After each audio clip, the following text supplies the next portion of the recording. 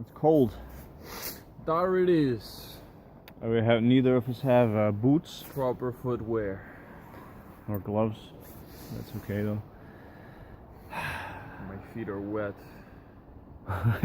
Yeah, with a whole maze of puddles to wade through on the way here, and no floor heating. No, sir. So winter is beginning. What temperature did Zoot say it was at his? Said 4 degrees Celsius. That's not very cold. Translated into civilized language. Here, this is -8 or something, maybe. This is, I think, right now. If I had to calculate it, yeah, -8 is fair. Maybe -5. Approaching -10 in any case. See here. Oh, we're at 0. We're pussies. Just 0. Wow, we are pussies. It's probably the wet feet. Yes. I don't believe that. I do. Okay. It's gonna be -20 tomorrow, apparently. Yes. Even by tonight, by the middle of the night, it should be already -20. So people are so curious about us.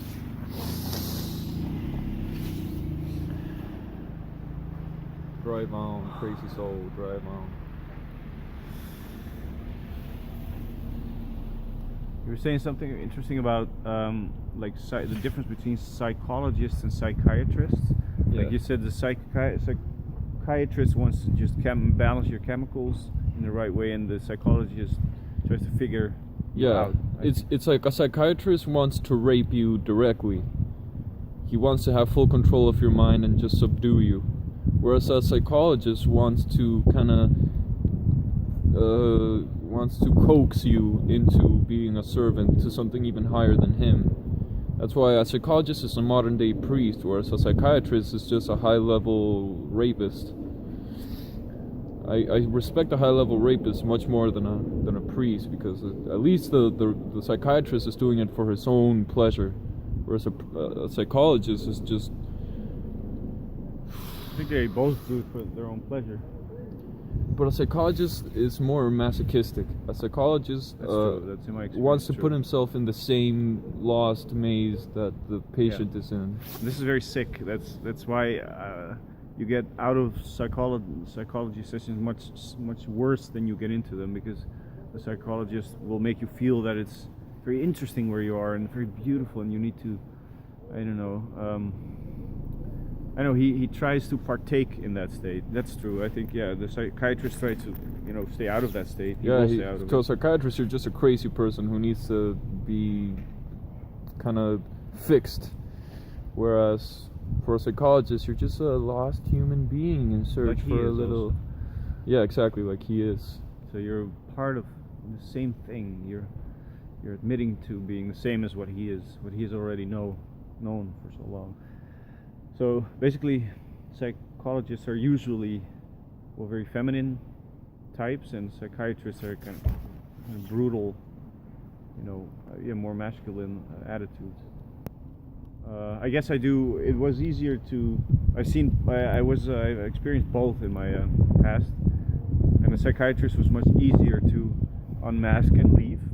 Yeah. And the psychologist, he was always listening and writing down what I said and saying how interesting and I had never heard of all that stuff, and it's so enriching for him. And then, in the end, I got much more. Then I got into a depression because of him, because of how. Right, he makes you feel that place where you're lost in, and you're looking for a little bit of a searchlight. They make you feel like that is the place where you are already found. That is the normal state where you should be. Yeah. Oh, it's so beautiful. Lonely bus ride back to the city. Those were very. I didn't understand then yet how dangerous that stuff is. Well, and a brave soul will have to drag itself through all these kinds of mud. I think we should mention there is one noble strain of psychologists, which is the psychoanalysts. Yeah, but I wouldn't even call that psychology. I mean, it's based on a psychological idea, and I would say the more noble it is the more closer it gets to the core, which is that the analyst says nothing. Literally, the best the best analyst just says, just looks at his watch at one point, signaling it, and then the one thing he'll say is, "I'll retire soon." Yeah. Well, I mean, I went to one psychoanalyst, and every once in a while he would interject with one very smart, very sharp, clever observation, but it would be based on him as a person, like, oh, from me, and it was the fact that it was he was simply sharing philosophical musings of his own life with me. So in a sense, it was just having a hired friend in a way, and, you know, he still has the core of a psychologist where he wants you to feel okay being in that lost place, but since they're so smart about it and so philosophical, it makes it okay. You can walk away from it and feel, I would never agree with that will, with that drive, but they do it nobly. They exercise it nobly. And then the other thing is simple behavioral therapy. That's probably the most respectable and offensive, directly offensive thing, because they'll just interject themselves in your life and try to. I mean, it's the most forceful thing. Yeah. And it's basically it totally ignores the idea, or just rejects the idea that the person can be understood as a soul, as a whole. Yeah. And it says, okay, you have this and this specific issue now, and it has very particular practical solutions, and these are going to be very painful in the moment, but they will, cause, there'll be friction, like in physics. It's kind of, the most related to physics. Yeah, it's very funny because you're an animal being trained, but then always never answered is a question, being trained for what? They don't know for what. Just know they're training you. A dog you train for something. Well, you have to give, like, for a behavioral therapist, you have to tell them what your problem is, basically. No, but they tell, for example, they say, oh, your problem is that you're doing this and this so you don't sleep well. But they're not saying, okay, so now you're going to do this way and you will sleep well to this end. They don't say to what end, they just say, okay, now you'll be a machine that functions properly. Properly for what? Well, that's not for them to know, obviously. So how can they fix you? No, like that? No, but I agree with the behavioral therapist approach, because it's just like you buy a tool for a job that you decide needs to be fixed and it needs to be done, and the therapist will just obey your values, and he will, if he's a decent one, he will just say, okay, this and this, you come to me with this problem, I can offer you this solution, and then we're finished. There's no because it would be very ridiculous if he would claim, make it like that's what this psychologist will do. He will make some kind of claim about an end, like healing of the soul or whatever. But that's, I mean, what? Okay, so let's say the behavioralist wants to cure your insomnia. So he says you're eating too many oranges. That's not how I understand behavioral therapy. But maybe that's too broad of a. I would say a behavioral therapist would just just adjust behavioral patterns. Well, because I've gone through behavioral, and not even just like a guy I go to see every week, like. And it was cognitive behavioralist, but with emphasis on the behavioralist. The cognitive was just, okay, you say the shit where at bottom you just disagree with everything I'm telling you to do, and I tell you you're being ridiculous and you have to do it. That's a cognitive aspect in this therapy I did. And the behavioralist is just, okay, you're going to get up at this time, you're going to do this and this and this and this with your day, like. Okay, yeah, that's much more rigid than but that's the that I like experienced. to understand the doctrine, you have to look for what it will do at its most extreme when you give it the most power. Like, what if this behavioralist you saw had the power? That's not a great power, because it doesn't involve whole social structures. Like the more dangerous and violent aspect of it that I appreciated was that it interfered with how I stood inside. Well, me too. My family would come and they would say, the family is the most important thing, and then when you go home, they are still there, and they're still telling you how to act with your family. Like, it's absolute, the control. What is absolute? It's absolute. Control? No, the therapies. It depends on. Okay, then it just totally depends on who's on. I guess. But okay, say you scale it back, and it's not all of your life, but some specific aspect. The question still remains. I mean, what if the thing you're doing to fix the problem you want fixed is,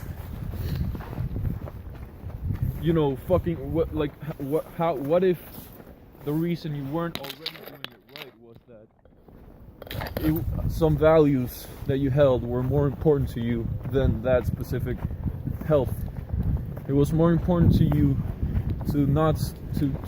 But then it's up to you. Okay, I suppose that I know that why I survived this thing and why I was able to, because it was horrible. It was really stupid and horrible and violent. But the reason was that I managed to take something away from it. It was that I always was. I'll always take anyone with a grain of salt who's telling me stuff about my life. Yeah. And I'll just take from it what I can. So maybe I'm not the best. Well, I don't judge know, for this. because I would say the same thing about what I went through. Like, I now sleep at night and all this kind of shit.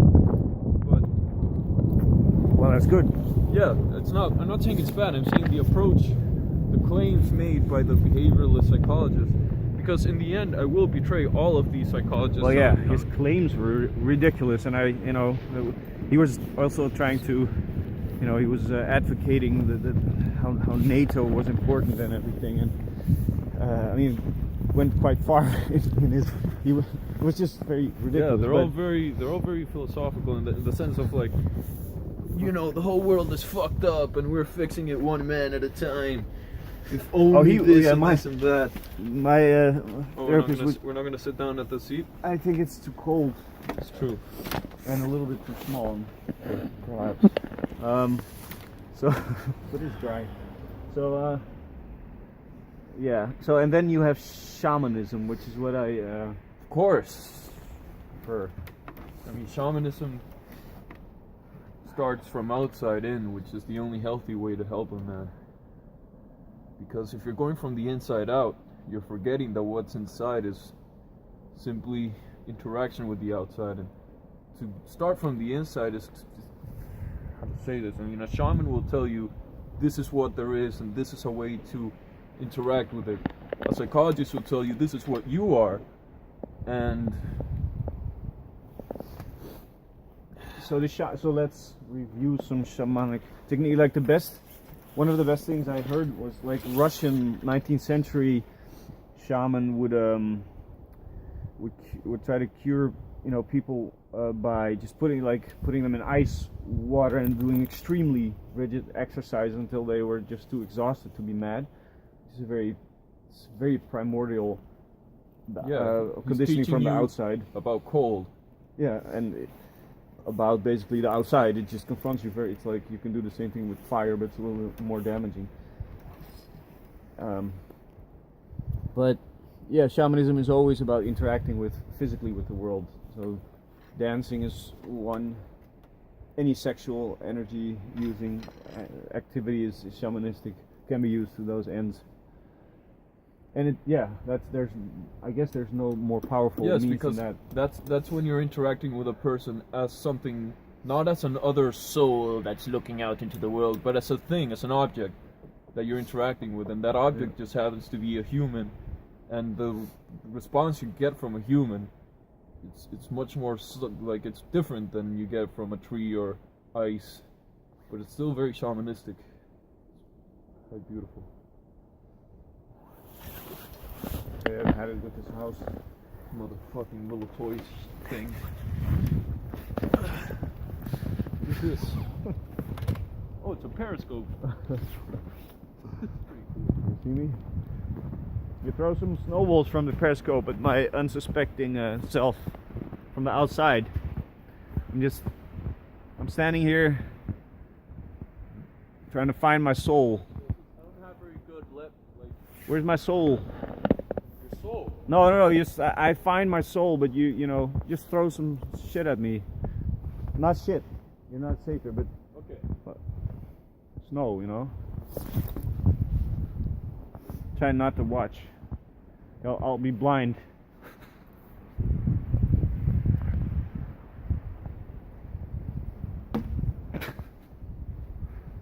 Still not awake. Still haven't found my soul. Ah! Awake! Shake dreams from your hair.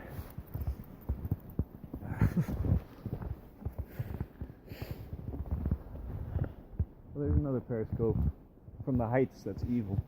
And there's a cow. Cows are not very shamanic creatures at all. Oh, but bulls can be. Bulls are. Definitely. So cows are shamanic in as much as it's what the bull most seeks. No, the bull most seeks the red flag. The bull is beyond. I don't know. Strangely, his sexual impulse is not restricted to the procreative act. No. Bulls are weird creatures, though. There's a reason. There's. But I do believe the reason bulls are so violent is that they need to protect the herd in a sense. They need to. It's not about protecting so much as it is that their attitude combines perfectly with protection. They want to fuck the cow. They don't want anybody fucking with their shit.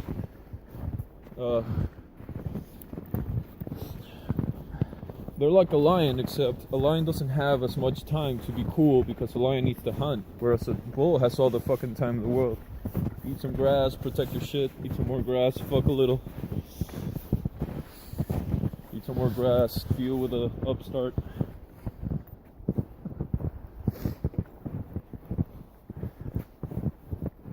Guide the herd to some new place. Oh, this is not helping her. No, our feet are gonna fall off, but fuck it. What is this now? I'm wondering. Oh, this is a gun, water gun. Okay. Not the best for winter. Okay, Whoa, this is trippy as hell.